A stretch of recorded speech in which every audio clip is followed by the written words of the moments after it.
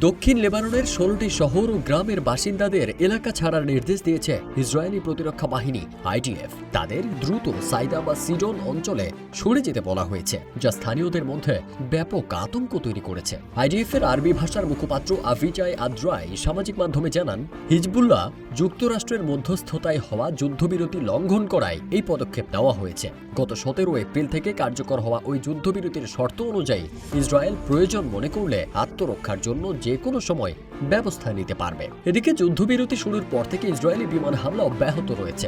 এতে এখন পর্যন্ত অন্তত ৪০ জন নিহত হয়েছেন বলে বিভিন্ন সূত্র জানিয়েছে, যা পরিস্থিতিকে আরও উদ্বেগজনক করে তুলেছে। হিজবুল্লাহ জানিয়েছে, লেবাননের ভেতরে ইসরায়েলি সেনা উপস্থিতি এবং উত্তর ইসরায়েলের শহরগুলোতে তাদের হামলা অব্যাহত থাকবে যতদিন ইসরায়েল যুদ্ধবিরতি লঙ্ঘন করবে। ফলে সংঘাত আরও দীর্ঘায়িত হওয়ার আশঙ্কা তৈরি হয়েছে।